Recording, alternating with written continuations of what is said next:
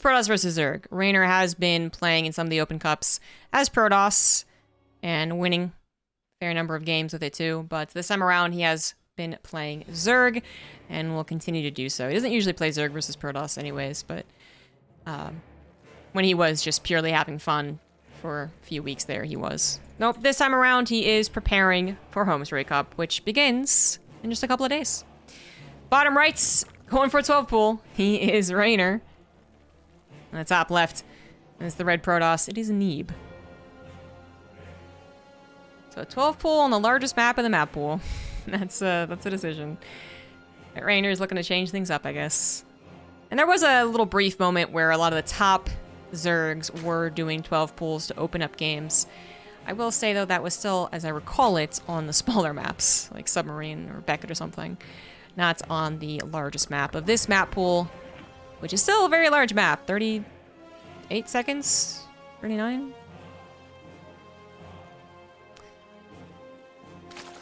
Now, is that really a huge deal?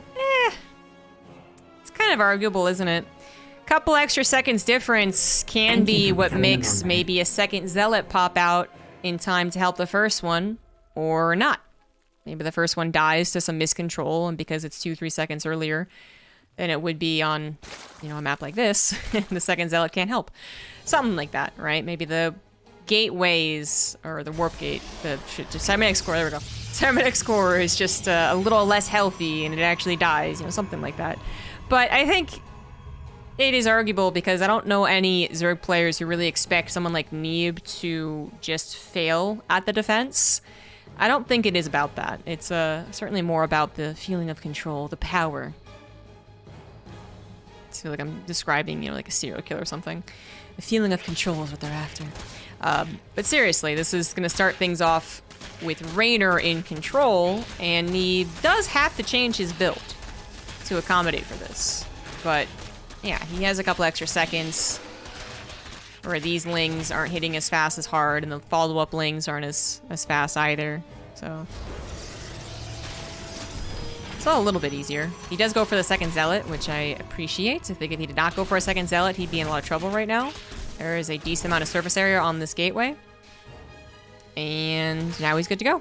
Nice little probe pull as well. So far, so good. Very slick defense. Can't argue with that one. You can't say that Neeb could have done that better, actually.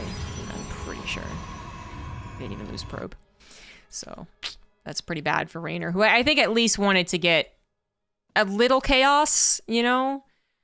The Zealot's a little damaged. The probe pull happens, and then one probe dies, or the probes pull back too late. Oh, okay, here we go. Got a depth. There you go. Okay, something like that. Something like that. So getting in a depth with slow lings is certainly a big mistake there from Neeb. Silly Dobby, thank you for that gifted sub.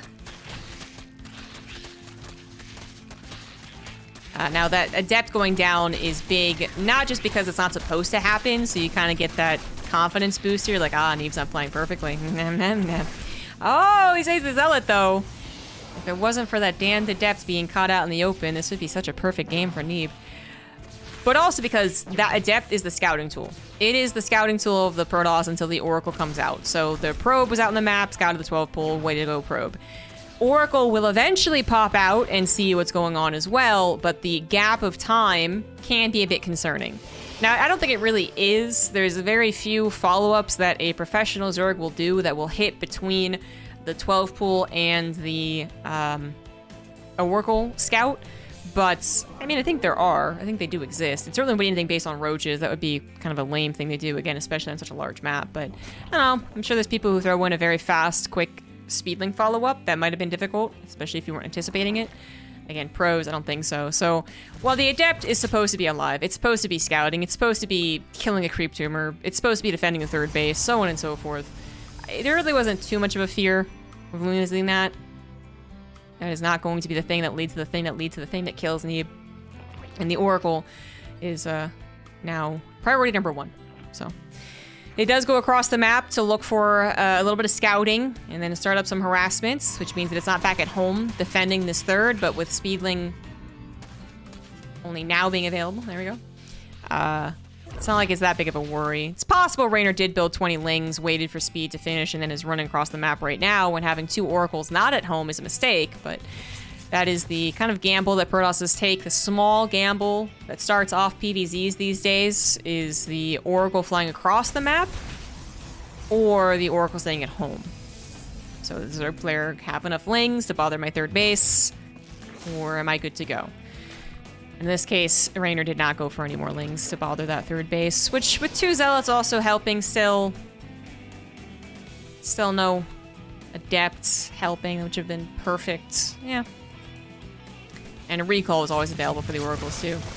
1 Oracle is about to go down. It looks like Neeb was willing to accept that. He actually just dived back in with the Oracle, knowing that it was going to die.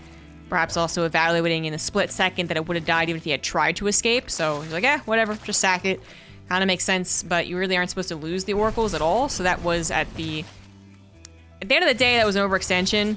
The first half of the Oracle move in there was an overextension, but he managed to play it out smooth and cool. As if, like, I did it on purpose, guys. Kind of like he tripped, you know, a little bit over, like, an uneven sidewalk. And was like, no, I'm good. The little, like, finger guns, and people are like, ah, he's cool. But yeah, I'm pretty sure you're not supposed to lose that third Oracle. Layer's on the way for Reynor, as he does have his +1 melee finishing up about 25 seconds here. And we are getting into Blink hero style, certainly. Populating most of the PvZs nowadays. I think it's an incredibly difficult style to play out, so I can see some Protosses who might be holding on to the more classic ways of playing PvZ. And I don't mean Void Race at this point. I mean more like Charge That Archon or more defensive Blink into Colossus. But I think that it is the one with the highest skill ceiling. So, you know, especially when it comes to being a professional in StarCraft 2, it's too hard isn't really a good excuse, even though it is sometimes used, actually, right? Like, pros will also acknowledge that, for instance, keeping a Raven alive in TVZ for creep spread control is incredibly difficult to do, so it is often is not worth it, because it'll just get killed or won't kill up as much creep tumor, but technically, in a very theoretical way, it might be a good idea. Execution is a big difference, right? But, yeah. This is, I think, the highest skill ceiling style of play that Protoss has, and if the Protoss player can control it, then they are the scariest Protoss player on the server. Especially since Hero just got kicked out by Neeb. He's back on his own stupid Korean server, am I right? Now, Neeb is performing very well so far with a quick cancel on the 4th base, 5th actually, sorry. And running forward now with the Warp Prism. Now a little too far forward, as the Queens did focus fire as soon as they were given a chance. But it looks like he is still going to commit to this attack. Flanking forward, actually, on top of the Queen. Gets one of them, will back away, all while dealing with a Ling run by, which initially looked like he had under control, but he is starting to miss micro a little bit on some of these fronts. By prioritizing the front, though, he is applying a lot of pressure on Reynor. Reynor would have actually loved this Ling run by to actually do a lot more.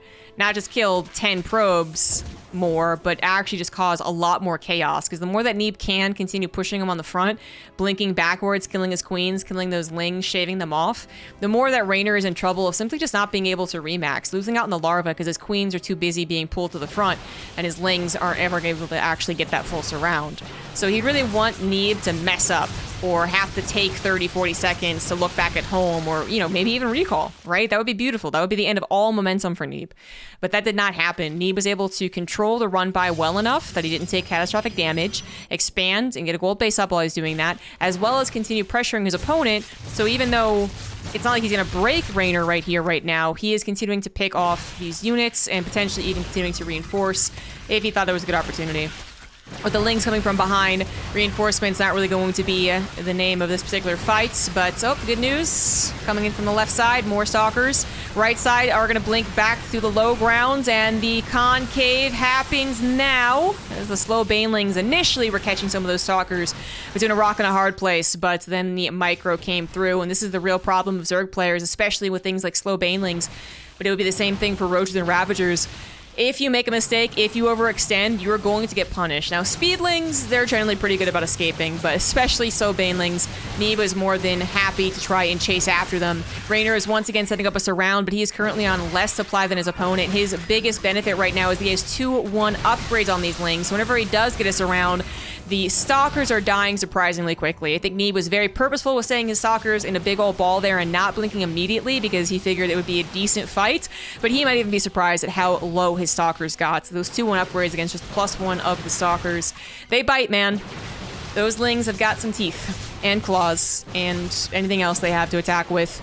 But it does look like Neeb is very close to winning this war of attrition. He is going to take a lot of Baneling shots to the face, so maybe I spoke too soon. Classic caster curse, but then you look back at the supply, and Neeb still has the better supply. He still has the better economy. 74 probes on 4 bases to 60 drones of Reynor, and you got to wonder where the larva is.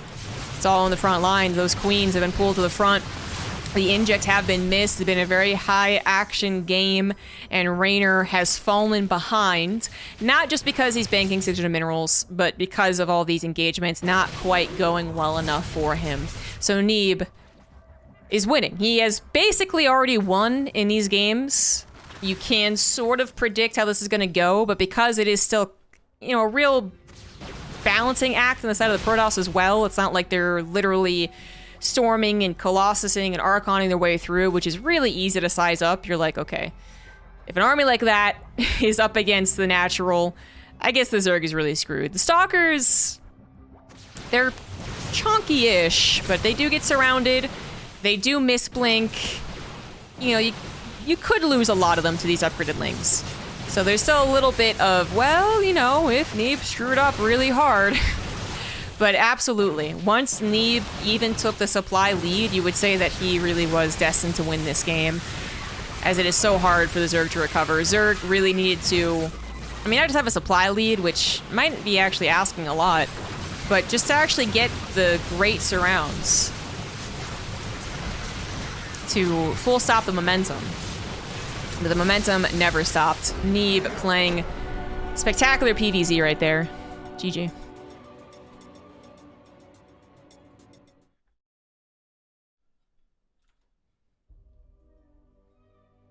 One use it, amazing Protoss skill.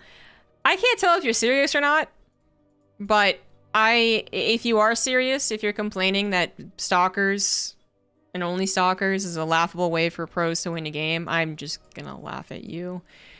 It is the dumbest thing to watch Protoss be centered around mass Void Ray, Death Ball, Archon, Colossus stuff, and then when they show one of the most unique units with the highest skill ceiling constantly aggressing, constantly microing, constantly controlling the situation, and that's when you bring out the complaints about their individual skill up against their race, I don't know what to tell you. I don't know what you would expect.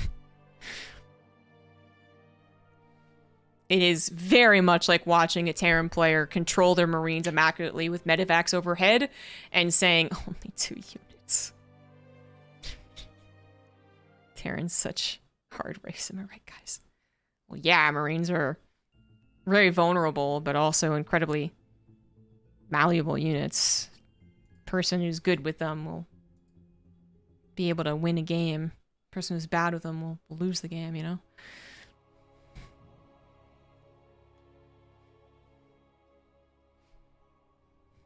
Hopefully that guy wasn't serious, though.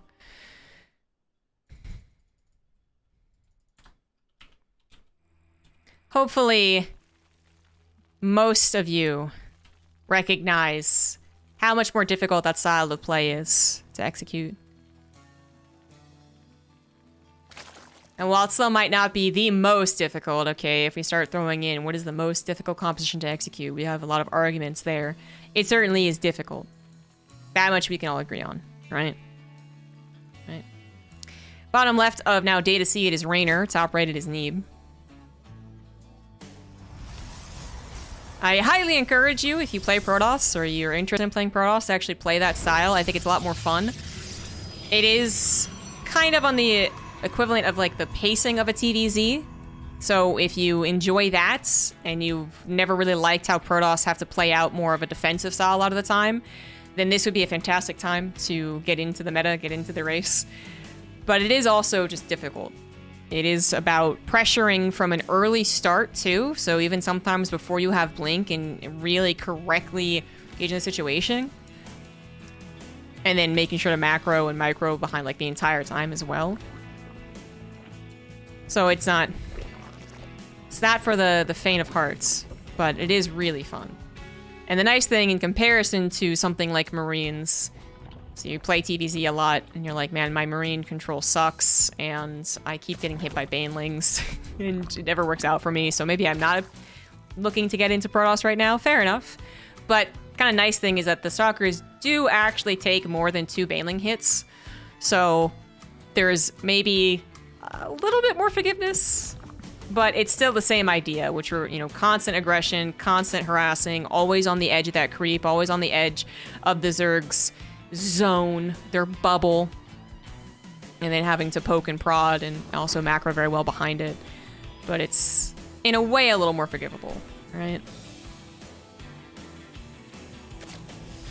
Just with Marines dying so quickly. But then, usually in a TVZ, it's not just pure Marine the entire time. You had tanks, you had Widow Mines, you had Marauders.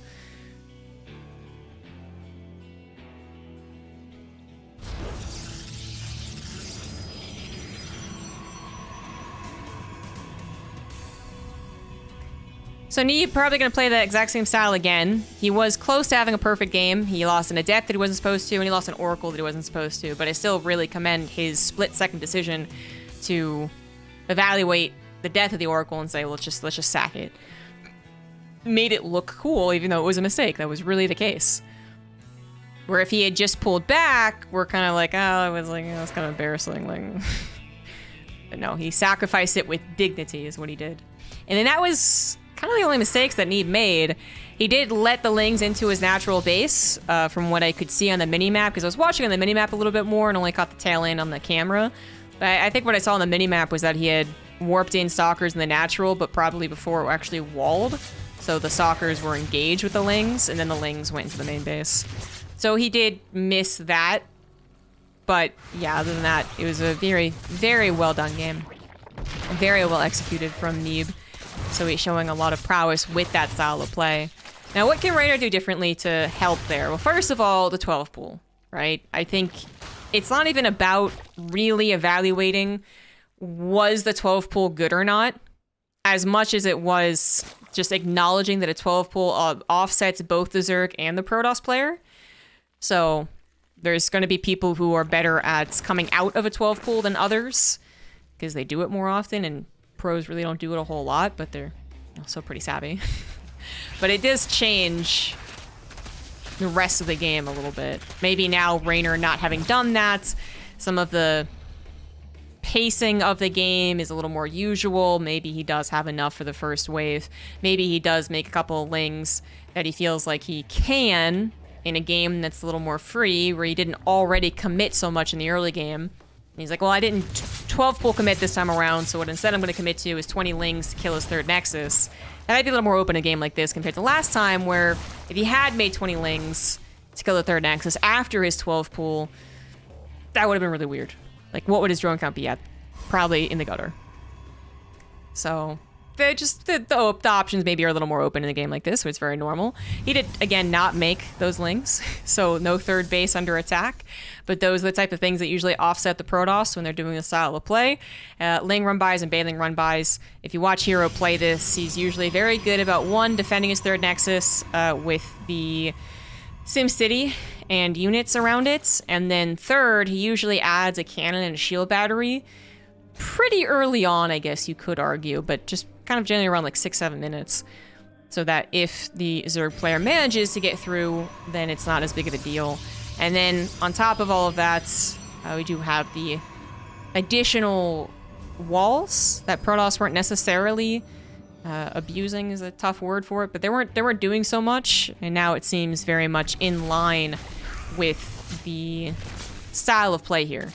So it's the Oracle abuse, it's the control from the early stage, even maybe before Blink is done, it's the walls, it's the denial of run-bys just as a whole. Things that can make this a very powerful way of playing. But you kind of mess up at any of those points. You don't do a whole lot of damage with the Oracles. You don't really scare the Zerg. You mess up on the wall. You don't have enough units defending against a Ling run by. That could really set you off. I mean, this is... you know, we talk a lot about how Zerg players, when they make army instead of drones and they weren't supposed to, just how much that offsets them and really makes the rest of the game more difficult. I mean, I kind of feel like, and it can be drastic as well. It can be really drastic. If they made 20 army instead of 20 drones and then nothing came to kill them, like they're pretty screwed. But kind of feels like that for Protoss, where it's like, if everything lines up, if you get to do your thing, if you get to do exactly what Neeb is doing right now, you are in a very powerful position, even if the Zerg also kind of got to do their thing. But as soon as there is a wrench thrown into this, it can actually just tip over so hard it can become comical. We have watched Hero do this most often, and there are at least 1 or 2 games where Hero was bothered. The run-by worked. The Banelings crashed into the 3rd base.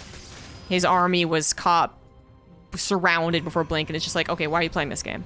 It's a game over. Get out of here. Still very instance, and that's the worry. But if they're in a situation like this, Reynor tries to run by it, Neeb holds, Neeb pressures as well during it. And Reynor's gonna have a really tough time. Now this time around, Neeb is not going for a 4th Nexus behind this. He's really dedicated to 3 base, 8 gateways. War Prism got popped out. He is still going for a +2 attack behind it, but this has got to do a little bit more damage, and most importantly, not just lose all of his units right from the get-go. The force field's coming down a little bit late on that south side, and not enough of them on the north side made this extremely awkward. And Neeb was very close to losing a good 6 or 7 extra stalkers. These weak ones could have gone down if a couple more Banelings actually hit the center there, but they did not. And now does Reynor have enough to hold? Banelings once again coming through. Force field not going to be good enough, and the stalkers will have to split. But you know what Neeb used to be? He did used to be Terran 8 years ago, but still, and his splits was decent enough. But are his reinforcements going to be enough is another question, and without the Warp Prism, well, there are no more reinforcements. Those queens coming along, finally focus firing what they needed to. Now going to tango with the stalkers. You don't see this too often. The unkillable queens versus the stalker micro. But that is an important defense there for Reynor. If he did not get that Warp Prism, then 6 more stalkers, 8 more stalkers join on the fray. Those queens are dead. The lingering reinforcements aren't enough, and Neeb actually maybe even wins the game with that War Prism still alive. But as it is, he has to run away for a little bit. So his economy, I mean, it's still fine. You know, his 4th base did come down at some point during that engagement, so it's already 80% done. But it's not the same situation as last game, where he even came into it with a better economy for a lot of that game. He traveled down to the left side, got the gold base up and running, and then he was kind of initiating his attack while getting a 4th base. This was all on the 3 base. So Reynor holds 4 bases, 5th is on the way for him, and his army supply does look pretty good. And he can start even adding on something a bit better than Ling Baneling. So first of all, Baneling speed, better than what he had for the first go-around last time, as well as Hydras, which have been proven to be rather effective. So Neeb, adding on a charge, adding on a 2nd forge, adding on a Templar Archives. Kind of got 2 choices here. You can either go for still a lot of chaos and try and run around Reynor, hope to have him split incorrectly, or he could go straight up defensive and go into more of a death ball, as we know it for the Protoss player. I think that latter option is the better one, because usually the former option, going to throw bodies at your opponent, really comes with a supercharged economy, which isn't the situation right now. Like, his economy is good, great even, sure, but I wouldn't say it was supercharged. It's not the 4th base wall that was happening into the 5th base already being done. Wow, look at that, the Protoss has more bases and more economy. It's not quite that. He does have a very good economy, though. It was still very seamless at the end of the day. That his 4th base came down when it did. Probes were exchanged over there and shot right up to 84 workers. But he is down 30 army supply, which we know is not truly the end-all be-all when it comes to PvZ. But it's not Archons, it's not Colossus, it's not Disruptors, it is Stalkers, not even any Charge Lots, not even any Storms. And that is why Neeb's army is not as good. The Storms are still missing. It's a going to finish. Some of the Italian there. It's a going. It's going to finish, but also now we're in a weird position where the Stalkers are on the wrong side of the fight, and Neeb has been broken. Hindsight 2020, he absolutely should have defended over on the right side. He should have let that 5th base go. But he made the choice to defend. It did not work, and now he is in a very tough position. Great defense against an Overlord drop. Very sneaky sneak there from Reynor, but did not end up getting all those probes. But he still lost the 5th, and with it, so much of the army. Can he recover? He has one chance to recover. He has one chance. If this is a beautiful defense, then he might be able to get maxed out again on 4 bases. And so far, pretty nice hold with those High Templar. The stasis trap creating a bit of a force field, and the Baneling's not able to quite catch up to the High Templars is really important there.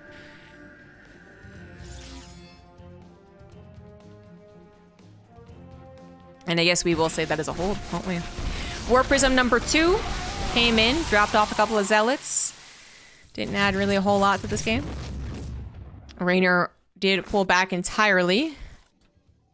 I think he was also just going to wait for more units, get up his economy, and get up his technology as well, realizing that maybe forcing the issue against the 4-base Neeb with 6 storms still left, maybe that was a bit questionable. But you know what else Neeb was doing while they were defending, while expanding, and then defending, and then kind of failing to defend? He was actually getting a fleet beacon. When the fuck did that happen?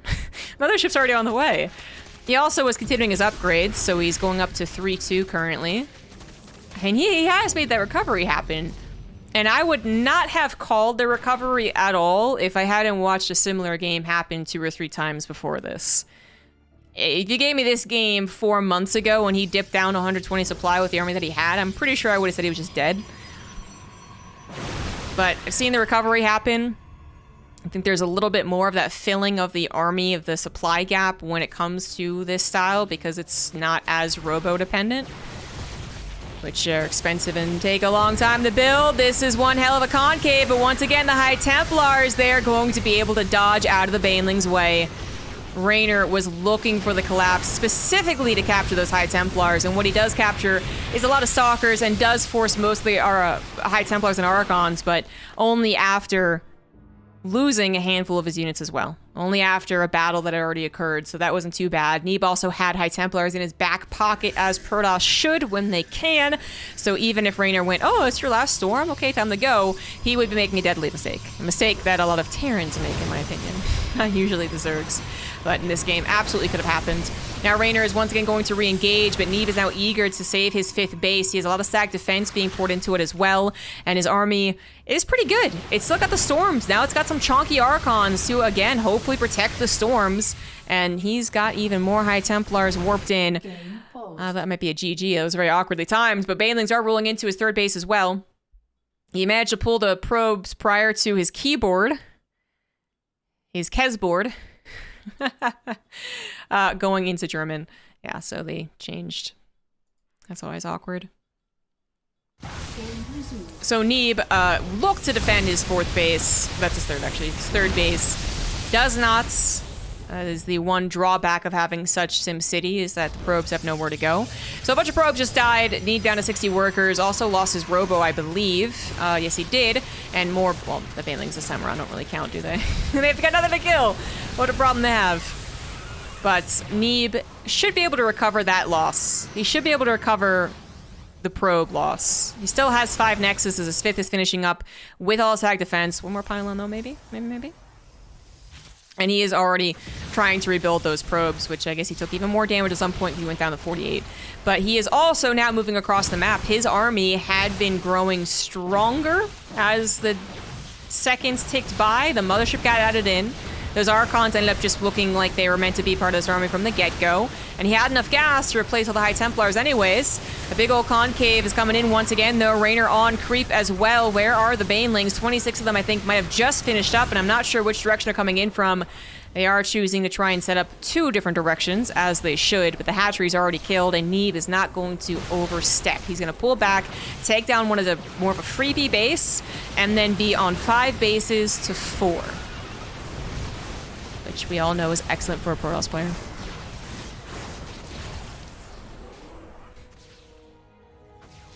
And these drones are probably even going to die. That's so many drones that I think you absolutely do chase that down. If it was 10, maybe you don't spend the time.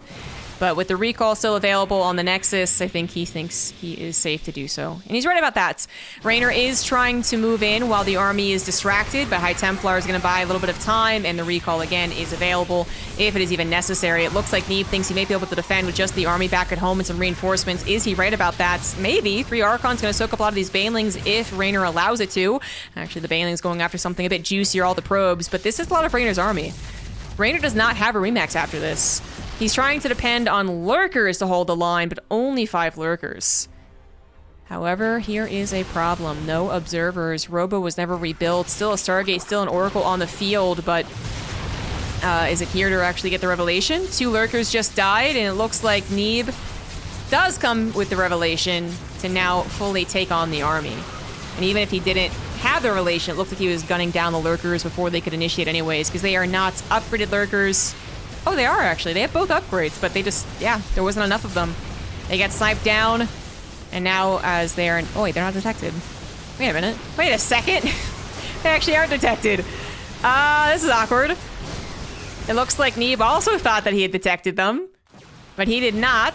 And even though storms were being hit perfectly on top of the lurkers, you need a lot of storms to be the only thing that bursts down a lurker. A full health lurker takes a lot of storms to kill. So that was awkward. And Neeb still has not replaced his robo. So that makes me worried. That one pylon was still the only pylon by the looks of things, but that is the entire army hitting that 5th base, I think, before Neeb really could defend it. So either way, base does go down. Neeb still holds on to a 50 army supply lead. He's about to have all of the upgrades he wants. 332 actually. Got 2 shields. And he does still have an Oracle for Revelation. Just needs to actually hit it. But then, you know, the lurker count's up to 13 now, so... You know, 5 was kind of, that's not going to cut it, but the lack of detection made it really awkward. 13, that is enough. 13 with both upgrades. That is enough to draw a line in the sand against a pure gateway army. Because we're talking about 2 immortals. But even if we're talking about 6, you know, they'd have to get an awesome concave to really be able to win that one out. Neeb needs to buy time. He needs to get to something better than 1, just a revelation. Because that's not necessarily all that dependable. In a way, it's more dependable, but, you know, having both is better, basically. So he's going to add on that observer. And then he's not going to try and bump up his immortal count, because, again, I don't think it's actually... Like, it's a certain number of lurkers. Unless the immortals get an amazing surround, a bunch of charge lots leading the way, they don't win out. It looks like they will initially with the hardened shields, and then that disappears, and then they're just dead. So that's not the option here. The option is to go right into a Stargate. And not only is that going to be better against the lurkers, because lurkers can't shoot up, but it's also going to be probably just something that Reynor can't catch up to in general. And he can't build a bunch of corruptors to cover his lurkers against the carriers. His supply is not good. His economy is not good. And while Neeb's is also, you know, struggling a little bit, it's stable. He's got 4 bases, starting to run on mineral patches, but stability is going to work out here.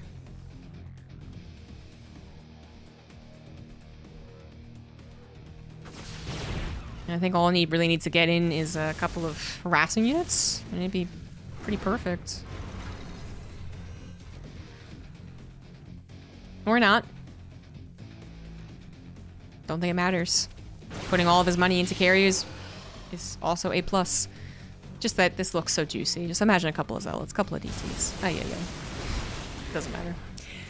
Reynor is trying to protect his bases while also trying to get a bit of a counter punch in. He's got to be very careful about this. Divvying up his lurker count.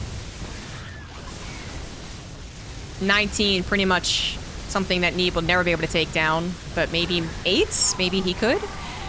Not going so smoothly so far, is it? Neeb thought he could get us around, and then was like, oh, maybe not.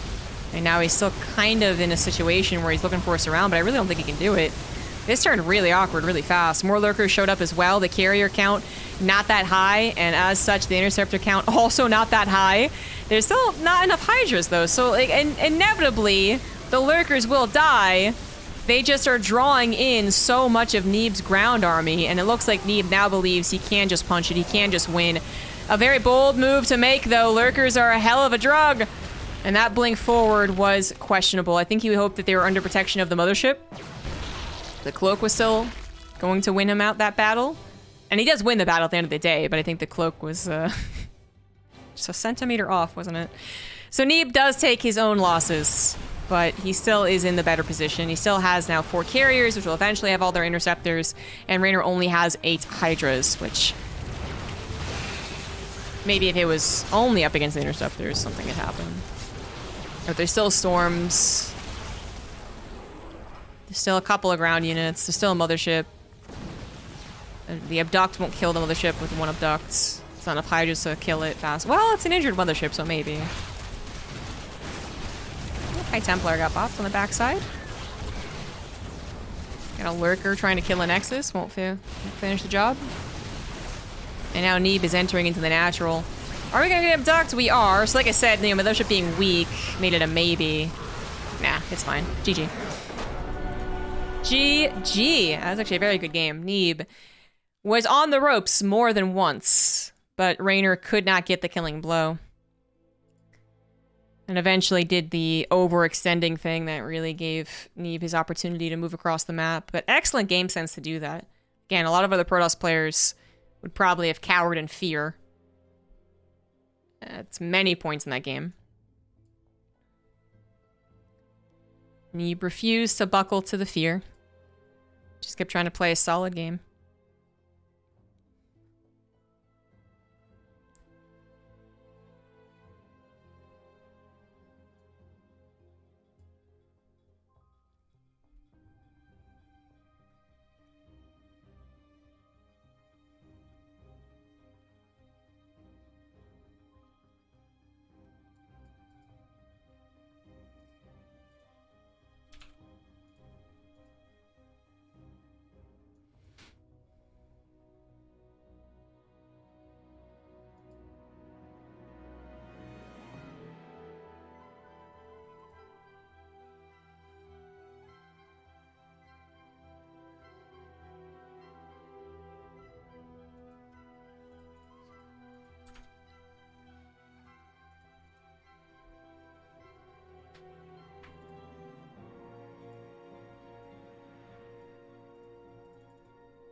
And now it is 2-0 in favor of the American.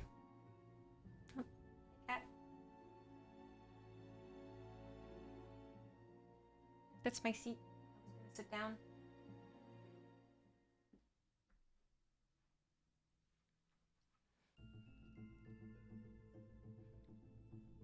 Excuse me.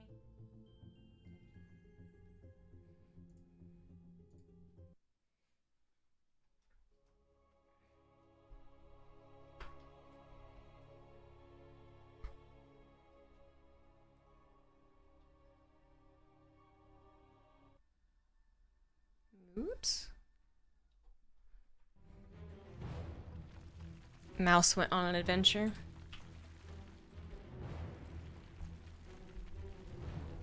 So game number 3. In the top right on Tropical Sacrifice, it is Reynor. Bottom left, Neeb.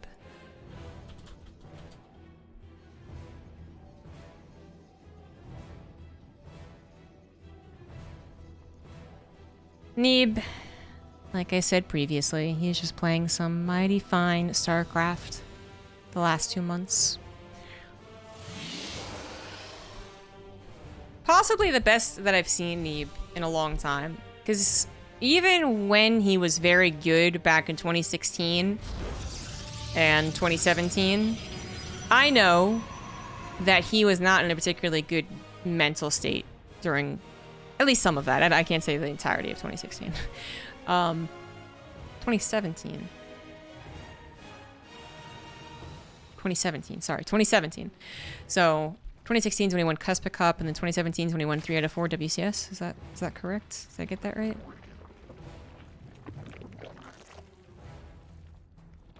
I think. Anyways, so he went to BlizzCon 2017, and I knew from talking to his manager that he actually had not been playing StarCraft for a little while leading up to BlizzCon because he had burned out. And that had been a problem of Neeb, still is, I guess, a problem of Neeb. I'm not sure if he's totally over it. More so than other pros, I think. And that's not saying that he has worse mentality. It's actually that he has way too much burden on himself. Like, when he's into StarCraft, he plays an insane amount of StarCraft, and his expectation for StarCraft as well is also that he has to play an insane number of games. So he's playing, 6 hours North America, 6 hours on Europe, trying to find all the good opponents, and then he burnt out. And that happened to him at least twice, if not 3 or 4 or 5 times. So we also talked in the past about his mentality as a player in general, as far as his ability to make comebacks happen. That was one of his first hurdles that he overcame when he was facing Hydra, you know, and very old WCSs at this point. He pretty much dealt with that. Then it was this topsy-turvy, you know, putting way too much work into it and then burning out and not playing for a while. I don't know if he's really fixed that. That happened kind of recently. He did not play StarCraft very much for the months of October, November, December. I think it was like December to January is kind of like the ish months that he just wasn't playing a lot. And then it was no surprise, to me anyways, when he retired.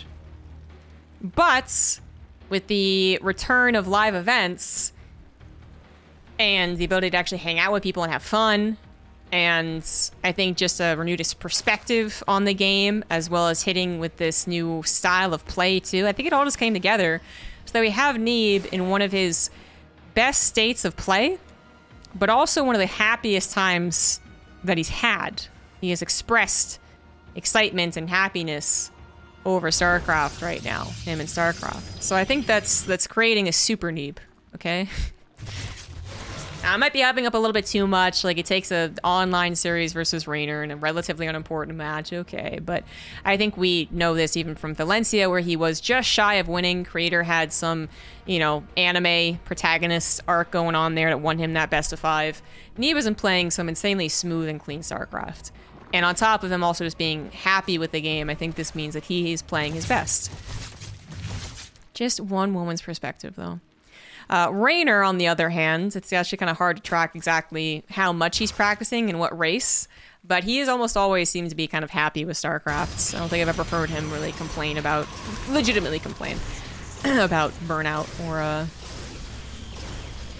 you know, not liking a meta. He certainly is one to make fun of it, and he does take vacations, and I'm sure he experiences burnout as well, but we expect kind of a baseline performance from Reynor that only dips when it feels relatively unimportant. When it's, you know, a couple open cups, when it's maybe not most prestigious tournaments, and when the game is really on, we know that Reynor will turn it on. So, yeah, if he loses here, I'm not saying this is truly the test, and Neeb's gonna win Home Story Cup and Reynor's gonna bomb out of Home Story Cup, but Reynor is, I think, on the up and up. He's once again going into that grind set. Neeb has been on the grind for a couple of months at this point.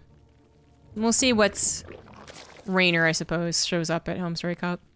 He's going into +1 melee once again, but this time he's also adding on a Roach Warren, because Neeb is doing something tricky, and that is always possible. You know, you see a Stargate opener and you think, okay, it's gonna be the same thing. Well, you can't just assume that. And in this case, Neeb didn't do the exact same opener anyways. It went to a Phoenix and then 2 Oracles. And that slight difference can absolutely be a tell. In this case, it's not telling of a surprise 2-base all-in.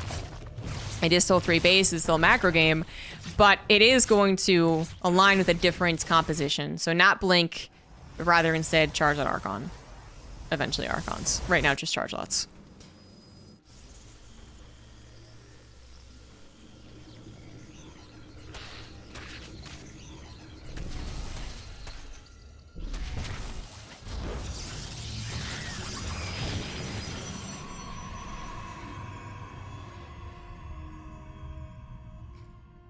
Very fast 4th base, my god. 6-minute 4th base. Woof. Woof.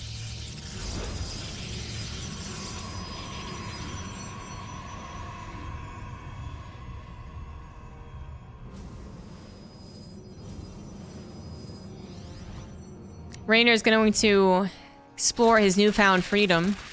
He's not under the tyranny of Blink Stalker pressure. To actually go into mutas, which is something that I just legitimately think you cannot do against the Blink Stalker styles of play. I think it's too dangerous. But against Charge Lot Archon, because it doesn't have that immediate pressure, Charge Lot Archon, especially if you're going to go up to 4 bases first, is going to attack pretty hard. But it's all going to kind of be at once. There's a little more of that room to wiggle in a technology or, you know, drones, as opposed to having to split between the two, because Blink Stalkers hit you from minute 5 to minute 20, how long the game goes. So Reynor is going to be able to fit in this spire, and so far it has not been scouted. So Neeb has not sent out anything to scouts in a little bit. He might default put down a cannon and a shield battery as he moves out with his charge Archon force, which he should move out at some point. Well, maybe not, maybe not.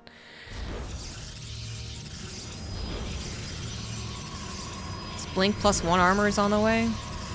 Yeah, I guess he just stays at home. No Warp Prism? No, there is a Warp Prism. Oh, that's right, I got recalled. I saw that recall. I know what's happening. See, I tried to harass, got recalled. That was the last thing that scouted, and it was not successful in scouting any of the gases, the Spire, or the mutas themselves. So this is a surprise. But like I said, maybe at least some cannons and shield batteries as he moves out or just progresses to the rest of the game, because the fear is always there about the mutas. I'm still constantly checking to see if he's seen them. I don't think so. Did the Revelation hit them? He hasn't gotten any stack defense in his other bases. It's just his forward. Okay, now he's in. Okay, now he knows. So yeah, that was just to help out against run-bys. But some Stalkers get warped in, and with the amount of economy Neeb already has, even if he did lose 15 probes to surprise mutas, I think he would have been okay.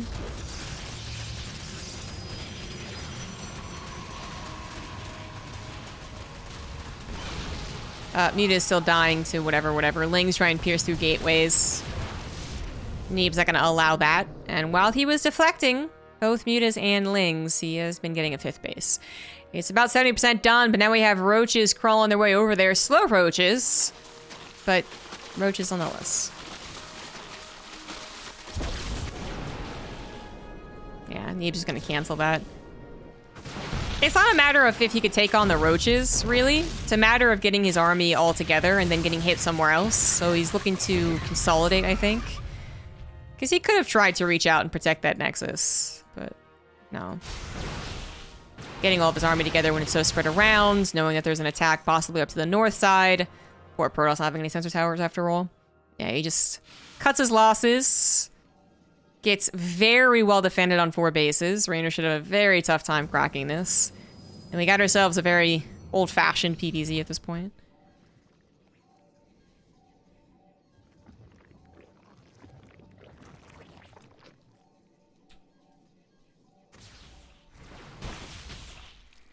And Reynor's going to be allowed to go up the Hive. Perhaps even looking towards a Greater Spire, depending on how this goes. You might say that's a bit of a long call, but if he's putting Neeb on the back foot and actually doing damage with these multiple attacks, then he might just be able to make Broodlords kind of almost offensively. And then that'd be very tough for Neeb to defend. Neeb had nothing against the mass banelings up there, by the way. I think he might have just grinned at that and shook his head. Because even if, and the only thing that would have stopped it is if he had High Templars waiting to rain down on the banelings as they crashed the gateways, which they were not there. So otherwise, it was just like, okay, I guess that's gone. Oh well. But it was still a very important base, and while the baneling numbers that were used to kill it were kind of crazy, Reynor has not had many scuffles. You know, he made the mutas. He didn't even lose all of them quite yet. And then that was really it. So he has been banking for a long time off a very high economy, and he is able to replace the number of banelings there. That was a bold blink forward, but Neeb says, you know what, that's not enough banelings. F you, I'm not going to run away from this, and he is going to engage across the map. Now, Reynor still has a couple of more armies in his back pocket, and banelings once again roll through to kill what is probably the rest of Neeb's economy, just cancels the 4th base again. But Neeb has at least 1 punch left in him. Time to be a 1-punch man. Storm is not done. These High Templars roaming around as if they have Storm, currently just lying. They are liars. But Reynor kind of has to believe the lie, doesn't he? And Neeb's gonna be very sad he doesn't have Storm. If he had Storm, he might be moving even more aggressively, but yeah. He's got to be very careful, because even with Storm, he might not win the engagement. Storm still 25 seconds to go. Reynor thinks that it's there, though. When you see High Templars just roaming around with energy especially, you just have to predict that they have Storm. 2, 1, it's almost ready to go, but the High Templars get bopped by the banelings, and that is that. GG.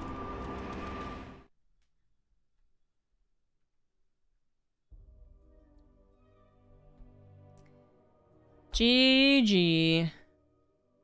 Neeb brings out a more classic style of play. And gets bopped.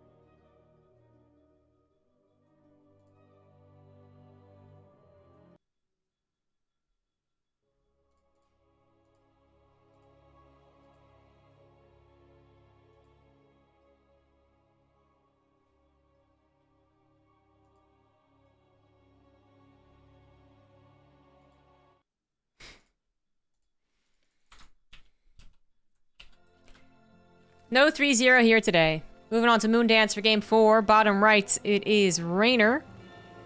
Top left, Neeb. He's sleeping. I think he's not in this room. Did you mean Apollo? Don't tell the bosses.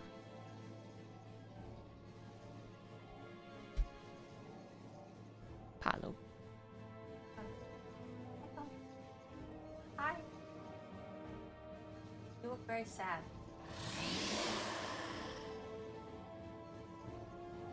Okay then. He just looks sad while he's sitting there.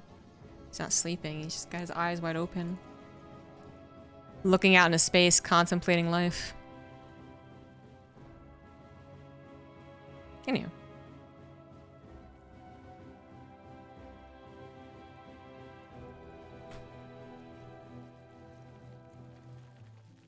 So Neeb tried to go back to kind of a classic Charizard Archon style. Charizard Immortal, then Archons.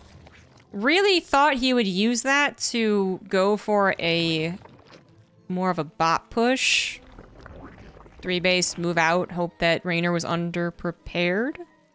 But instead he took a 6-minute 4th base and then played very defensive. So Reynor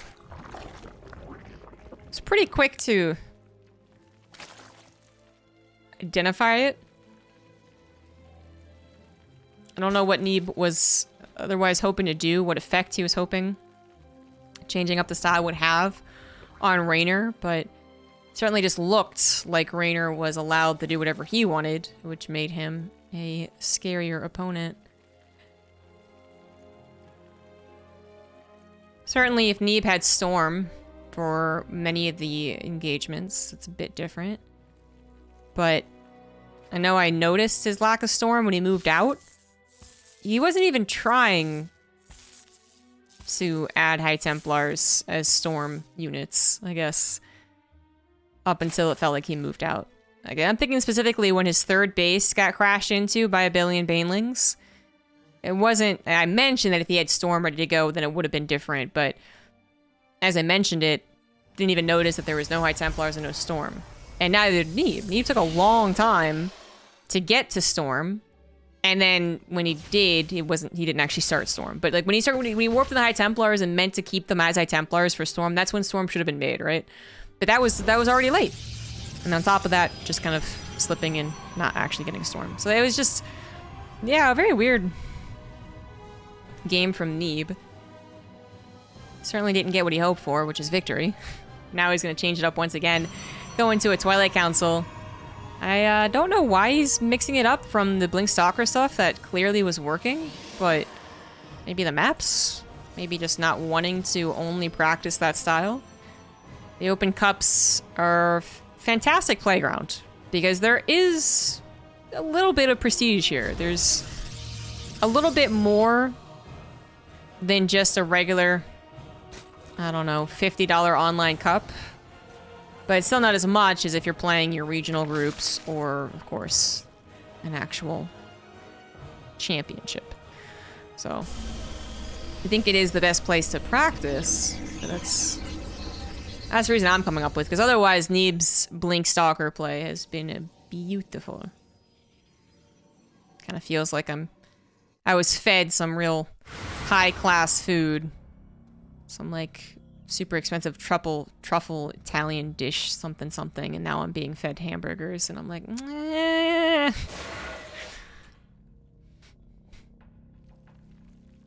I don't even know what Resident Glaives is. It's not even a hamburger. It's like street food?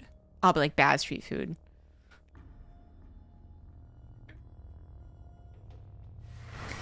Regardless, it does make sense on the shortest map. That is Moondance with a coveted, protected third base. Not coveted, it's protected. Covered, not coveted.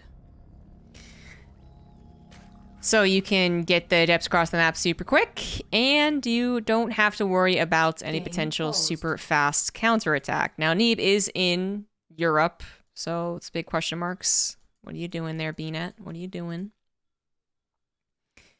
Since his keyboard went to German, I will put out a little hypothesis. I think he's in Germany. Game resumed. I think he's wherever Home Story Cup is happening. He's using their keyboard. That's just... Or their computer, actually. Not their keyboard. I doubt he'd be using their keyboard. Using their computer, yes. Adepts do shade in. They did not get scared by the number of lings there, nor should they have been. They had their wall of backs up against a mineral wall, so the lings weren't as effective. Now, the lings did buy some time, and the roaches are now out, but the adepts are still alive, a decent number of them as well, and more adepts come into the third base, of which there are no drones. Reynor already pulled them away, so Reynor is juking and jiving. He's predicting where the adepts are going, and so far he is handling this adept defense rather well. Behind this, Neeb is trying to get to Double Forge, which seems like quite a choice. Blink is starting up, which he's just delayed on that because he was microing his adepts. And what looked like it might be okay, it might get 12, 15 drones. It only gets 5. That's not enough.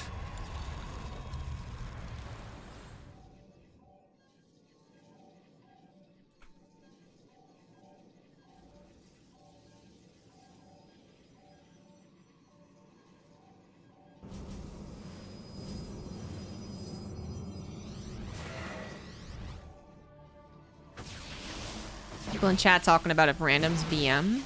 No, random and race picking has never really been BM. Because it's just so difficult to achieve.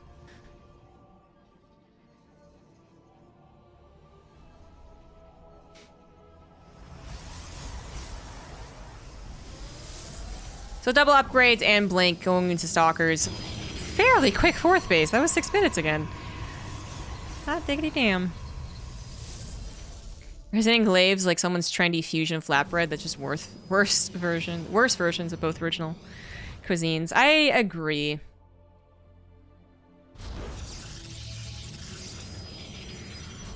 And last game with Charge Light Archon, I'd say that was like whenever I go to a new Korean place in America and I get their menu and it's Korean American fusion and nothing Korean is actually in there. It's not even gochujang. It's just like Chipotle. I'm just like this. No. No. Stop it. You freaking lied to me. I wanted stalkers. Yeah. We are finally getting stalkers once again.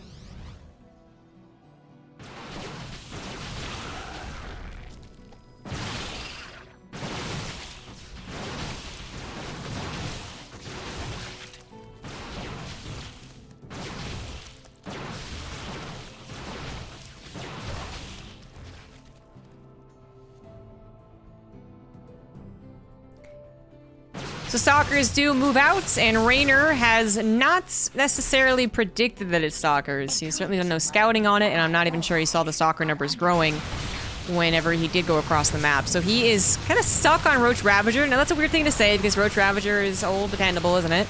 But it's not what the Zerg players are doing when they know or predict that it is going to be stalkers. Can they be as useful? I'm sure they can, but yeah, the Roach Ravager is a little less malleable. It's kind of just like stand and fight, right? Which the stalkers are going to be pretty good at doing. Huge number of roaches. Considering the state of the game, just went across the map to try and do a run by. Cheeky little cancel or block there with the Ravager, you know. The corrosive bile maker is what I was going to say. But Reynor might have opened up a little bit of a pathway to engage on this side of the map. I'm not sure he's actually capable of doing so. Shield Bite of Overcharge did not go down immediately, and those couple extra seconds on the shield regen might be important, but it also just might be unimportant. It might not even matter. He might have won this without the shield battery. With the shield battery, certainly would have. Without it, now bringing forth the true strength of his army, everything spilling forth, chasing after the Roach Ravager. Neeb is certainly going to hold. He still has 4 bases, 72 probes, and 2-2 is over halfway done. And now that charge finally finished up as well. Now making sure to target down as many Ravagers as possible. Now Reynor might be in a more uncomfortable situation, just considering that Reynor did go Baneling against the Stalkers, but this time around had to make the Roaches because of the Adepts, you know. We'll see how he plays out of this. He is still on 4 bases, 71 drones himself, and getting into Tunneling Claws, which is kind of cool. But I am afraid that is not going to be good here. Since it really is kind of just a stand and fight army, it feels like the critical mass of Stalkers happens in an even more devastating way. The Lings getting us around or not getting us around, their upgrades making the difference or not making the difference. It feels like there's more question marks there. But for Roach Ravager, just less question marky. But the Tunneling Claws are in effect now. And it looks like Neeb has noticed it. Ah, didn't unseat his War Prism. So he is starting to build some defenses. Good on him for a Protoss player to recognize when the skin changes, just because they don't deal with Tunneling Claws that often. But he does, and he's also going to handle it with some amount of grace. He's going to be on 5 bases, so even if he loses up to 20 probes, he'd still be okay. And he is actually going to engage up this ramp into Roach Ravager against his opponent's faster reinforcements. It's turning really awkward, though, as these Stalkers won't blink the hell out of the way. Finally, the Zealots are unleashed. It looks like Neeb was trying to handle the Roaches. The cannons have finally finished, though, and he is going to start sniping some of these Ravagers down. Reynor is now reinforcing, but later than I expected. It seemed like they all popped at once, which means that Neeb should have some time to evacuate, and he should be evacuating right now. He's going to individually blink his Stalkers, still looking for the fight. 2-2 versus just 1 upgrade. But those Stalkers were so weak from earlier battles. Now, I said upwards of 20 might still be okay, and I'm holding to it. 19 probes went down, but 5 bases. Well, it'll remake those pretty quickly, and he's still at 63 probes, which is still pretty good. +2 missile is going to finish in 15 seconds, but the Roaches are kind of all over the place. Are there enough Zerg units to actually hold against Neeb's push? Neeb does not think so, and this isn't all of Neeb's push. It is a lot of his Stalkers trading out here, but he's also got Zealots hitting Reynor's still very important 5th base. I mean, the supplies are not telling a particularly precarious tale. I could have thought of a word for story starting with P, I would have, but I could not. Pafable? Yeah, nailed it. But it does feel like it is really close. Neeb is down 35 army supply, but 2-2 upgrades, I guess, right? And he is down 20 workers, but he's starting to get back to rebuilding them. He even hits his opponent's economy a little bit. Well, not really. The Zealots are not going to get that hatchery. No, they are, just barely. Ooh, get it. And the Stalkers are still trying to control at least the battles, making sure that the battle just doesn't suddenly come up on his base when he is not expecting it. He is making sure to be out in the map, taking engagements whenever possible. 11 more probes did go down, some more harassment, a couple of roaches, I think, snuck around and actually kept themselves hidden. But it is, again, 5 Nexus. So, in the blink of an eye, already up to 70 probes. But Neeb's supply overall has been hurt. This would usually be where he's already well into 3-3. This probably has 35 Stalkers, not 24 Stalkers. And he might have even added, I don't know, a Warp Prism on an Immortal or something. But in this case, nope, not at all. 2 Zealots kill a Queen. But we're not really talking about larva-intensive compositions. If this was a Ling composition, I'd be really worried about just kind of losing track of the amount of Queens that you have. But Roaches, not as much of a problem most of the time. And Reynor was denied his 5th base on the outside. He just takes the super safe 5th base on the inside. So Neeb should not be able to get to that. And Neeb has recovered his Stalker counts. Has at least started up +3 attack. And with the economy now up and running again, he can even start maybe, yeah, adding on technology. Okay, I was also thinking going for Zealot run-bys. Maybe pushing that a little bit harder.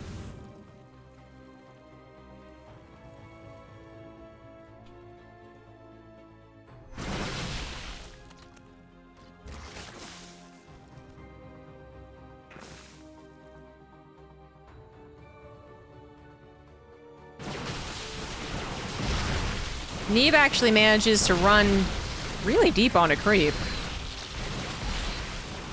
He's not really trying to dodge out of these corrosive battles, is he?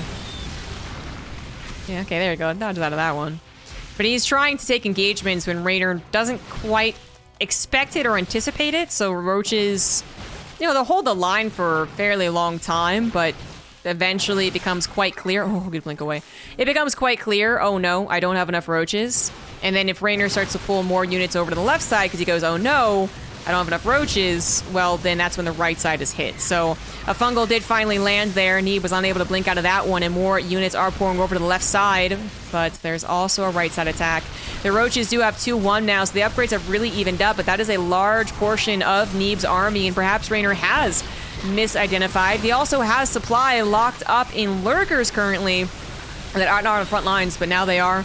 They are going to absolutely stop Neeb from continuing a push. He's going to dodge around him for just a second, maybe snipe one before he leaves. I don't think he can go for all of them, though. And no, he cannot. Gets 2 and backs away before he loses any more Stalkers.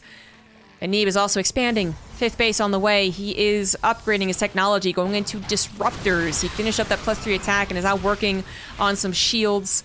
And the Disruptors, well, let's bring back the classic explanation of Protoss versus Zerg. Disruptors, 2-shot lurkers. So in that way, they can be quite good. But with the lurkers, digging claws, whatever the hell it's called, with their burrow speed upgrade, they are also capable of dodging the Disruptors. So this is one of the first compositions brought out to defeat lurkers when Legacy of the Void arrived. And we just had no idea what we were in for. But then Zerg players, I guess, kind of got too good. And then Disruptors wouldn't do the... Oh my god, that was terrible. Oh my god. That was gross. That was so gross. Blinking in, thinking he can shave off a lurker and getting bodied by a fungal. Neeb takes a huge army deficit. And he is not ready to defend quite yet. Oh, the Disruptors, though! Yeah, those are going to be decent Disruptor shots. The lurkers didn't get tagged by that, though. So that's why I'm still a little concerned. But only 4 lurkers, 2 more Disruptors pop out.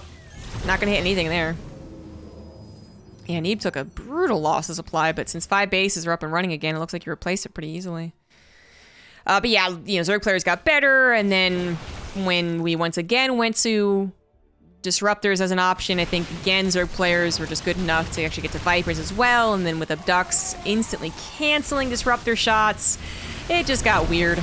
Neeb guessed where the lurkers were with the first 2 Disruptor shots and missed. His second 2 were also guesses by the looks of things, and they did not hit the lurker. So that was an incredibly awkward fight, while Neeb takes damage on his economy as well, something he absolutely cannot do. He was allowed 1 loss of life, he was able to replace, but with his economy also being hit now, he's not going to be allowed another rebuild. Again, the disruptors, not both of them hitting the lurker. Oh, there we go, there we go. It means that they will hold the line, and Neeb just needs to actually get some sight on this. This is where Revelation would be absolutely critical to have, but he didn't ever open up with a Stargate this game. No Stargate has been made, and I don't know if we're going to get to a Stargate. Neeb lost his 5th base. If he had that, then he could have maybe chosen right here, right now, to add on 2 Stargates and then a Fleet Beacon eventually. Without a 5th base, I mean, priority number 1, getting the 5th base back, right? So you're going to be affording whatever units you can afford right here, right now. You're not going to be adding on production. 6th base, by the way, sorry. Counting's hard. Hope you guys agree. Neeb is running out of minerals. Reynor has that very fresh back base, but it was, it's a bit of a halfsies base, also starting to get overmined. And he now has this base too, but that one is a bit apart from his other bases. I mean, this could be a situation where, oh, Vipers are out. Oh, yeah, that might be GG. Vipers are so incredibly to counter with the composition that Neeb has. He has no High Templars to even try and fit in here for some feedbacks, but even if he did, ugh. Yeah, I was trying to say that Neeb might be able to take this out. I don't think so anymore. I don't think so.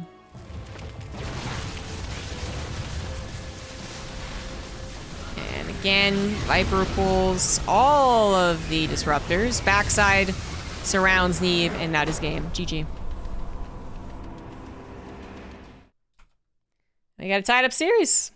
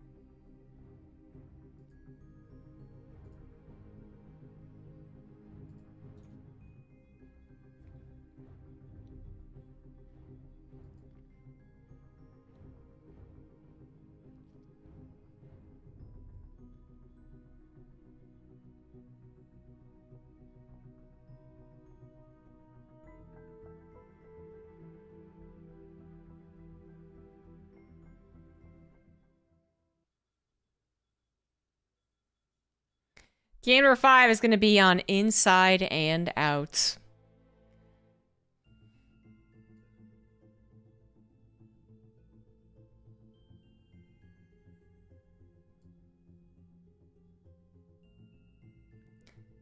They had the wrong person in the lobby.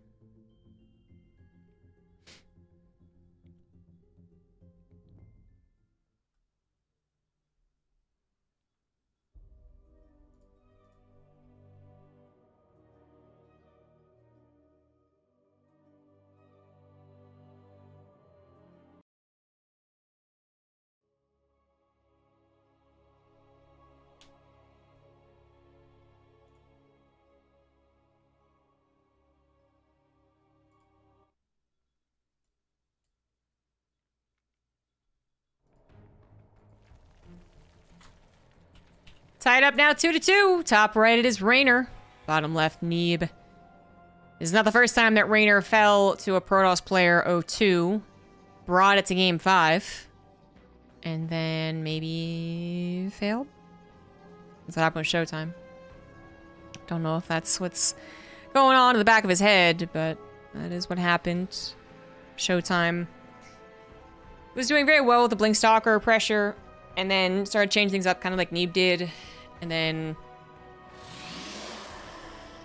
just got it back on the ball rolling side of things on the 5th map and was able to qualify over Reynor. Reynor did eventually qualify in TSL. So both him and Showtime are there, as well as Neeb and a bunch of others, but yeah. Seems like no one can 3-0 the guy, but they can still beat him.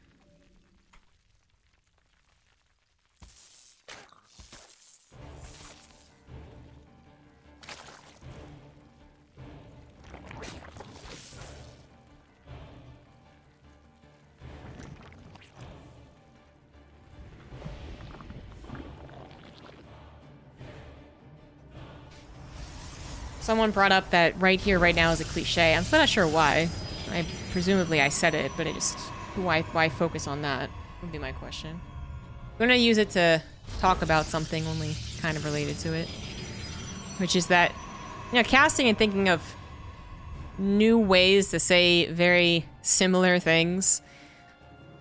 It's one of the biggest dilemmas. There is recently, as in yesterday, a CSGO finals, which I'm sure some of you know about, and some of you probably watched.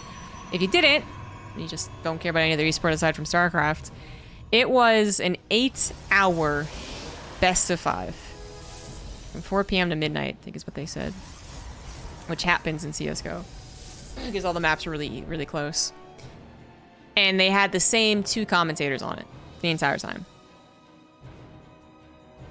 The amount of variety that they were still expected to bring after hour 3, basically, is insane.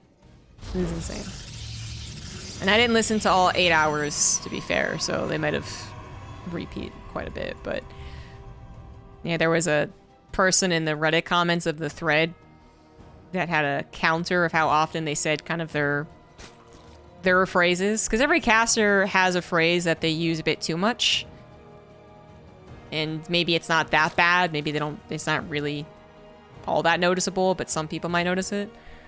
Yeah, some guy counted it, and it was something like, Machine used this 300 times, Sponge used this 400 times, something like that.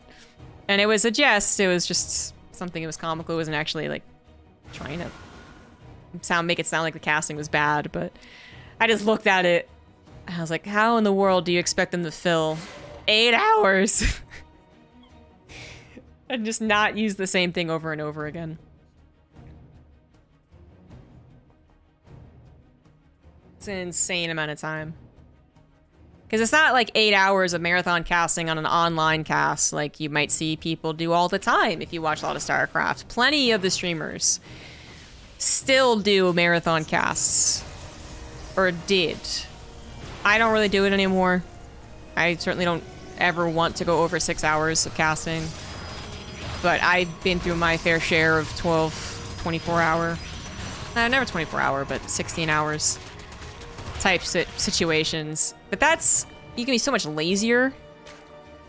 You can just like, you know, you can fill in a lot of the time with gaps and silence. Because, well, first of all, StarCraft 2, there's a lot more of just build up, isn't there? But then second of all, people are going to be more understanding and accepting. And most of the time, what you're casting is not that big of a deal. You're the B stream and you didn't get any of the good games. But 8 hours of major finals casting, and you know, the hypest arena with all the crowd behind you, I am seriously surprised that their voices didn't give out. They had very few breaks. There's very few breaks in CSGO. They have the half break, which isn't that long, it's like 3 minutes, and then I think they had an extended break between game 3 and 4, but still, oof. Jesus. I mean, you have people walking over to our tables in StarCraft when we're casting, like the Reynor Maru series that we cast in Valencia, me and Wardy. I had people walking over after the game 3 break, and, you know, making sure that I had water and warm tea and stuff like that, and I was like, no, it's fine, it's fine, it's fine. And so many professional voice users, and that's a really weird way to put it. Oh, that was greedy from Neeb. That was greedy. Yeah, people who use their voice professionally would just be appalled to hear that we use our voices as much as we do, in the way that we do as well. Again, the hype casting for 8 hours is incredibly even dangerous, I would argue. There is a chance that a guy like Machine, who's the one that's the hype caster, is, you know, actually not able to use his voice for the next 10 days.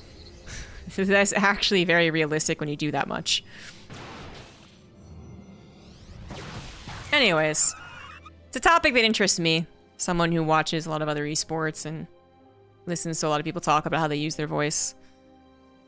And one thing I have kind of boiled casting down to, what people think is really good commentary that they can't quite explain, I do think is the amount of variety that is brought in. So people also really love when a caster has a lot of, not euphemisms, you know, sayings, basically. but to do it for a long period of time, that is extremely difficult to do. What has happened in this game, though, ZombieGrub? I don't know, shit and stuff. No, it's been 3 bases to growing to 4. Neeb has once again chosen to go into Blink +1, getting into double upgrades. Very similar to what he did in game number 1, where he also took a 4th base very quickly and possibly behind, well, in front of, I guess, technically. Right, you know, he's taking it and then he's going to push very, very soon. And there, actually, there's the push. There you go. What's different between this map and the last, first game, actually, the first game where this was, I think, the exact same build. 1, Reynor has Roach Ravager, not just melee and lings. 2, Neeb's 4th base isn't pushing along his attack path. And that opens up the opportunity for Reynor to get a run by like this to actually kill it, because the units that were on the offensive weren't able to catch those lings and go, okay, I know where they're going, let's back it up and let's try and save that base. It also means that he can't just propel forward with reinforcements without a War Prism like he did in game number 1, or if Reynor had taken this base as his 5th. Which I think Reynor very much purposely not take this base as his 5th, probably knowing that that would be where Neeb expands. So, nicely done by him. That opens up a lot more wiggle room, again, as far as run-bys goes. Now we're talking about the entire inner portion of the map, quote-unquote unscouted, as well as the far right side. And that's where the gateways are. And then you also have the reinforcement line being across the map as well. So, this is really going to drastically impact how well Neeb can carry momentum forward. Good snipes on the queens, take them out of the equation, get rid of some injects as well as some transfuses, but that's not all that he needs to get to call this a successful push. Not at all. He just lost a lot of stalkers for what ended up being only 3 queens and a handful of lings, of course, but that was overall not a good push, and Reynor's addition of Roach Ravager is giving him a little bit more of a, I don't know, a base to his army. Not a base like he has a base, but just a good starting point. Something to fall back on a little bit more than when you realize, oh my gosh, I'm out of lings. Oh, shit. Still gotta be careful, because it isn't like other army compositions. I'm not like other girls, and this isn't like other army compositions for Protoss. They don't take forever to rebuild the army that they've lost. It does happen rather quickly, especially if they have a good economy. But the 4th base was killed, only recently got up and running again. And the aggression so far has not really worked out for Neeb either. So, yeah, he rebuilt a decent number of stalkers again, but Reynor also rebuilt his lings, built more banelings, had these banelings running around the map, trying to look for probe kills, which they already got 10, and they're going to get at least a few more. Good split, good split. And fortunately, +2 melee wasn't done. So, yeah, only got 1 more probe. Nice. Stalkers were chased to the left side, but once they realized that there was units off of creep and not a particularly large number of Roach Ravager, they pounced back. Neeb now has a War Prism heading into the main base as well, so trying to spread Reynor across the map too. Reynor's a little underprepared for this. His 6th, nope, it's 5th. Counting's hard, guys. His 5th base is under attack, but it does look like it's going to be okay because there are no quick reinforcements. So as much as this would look very dangerous, you know, Zerg player has split their army in half to deal with 2 different sides. It's a very long time before Reynor really has to worry about the sucker punch that has him keeling over. You know, he's dodging, he's weaving, he's kind of attacking back occasionally, but nothing's really forcing him to tap out. Now, if Neeb had, again, faster reinforcements or lost less stalkers earlier on, so there's 30 here, then this might be when Neeb just snaps his jaws shut and Reynor's dead. But when the balance is like this, you can just kind of tell. It's not going to go in favor of Neeb. Neeb is going to be the one bleeding off units. There's no momentum to be gained here. All that's being gained is Reynor taking more time to get more army, maybe some more technology, whatever he has to do, which in this case is just building more army. He's not being suppressed, and Neeb is looking awfully desperate in game number 5. He played such fantastic PvZs the first 2 games, but really struggled as soon as he had to change things up or felt like he had to change things up. Again, I don't know if it was the maps that determined it or just that he wants to not be a kind of one-dimensional Blink Stalker player, but for whatever reason he did, and now that he's back to his old standard, it is not as good. It's not as good. Not with the way the map, I guess, played out, and not with how Reynor was able to defend. GG! Reynor does take the Open Cup Finals 3-2 against Neeb. And that is that.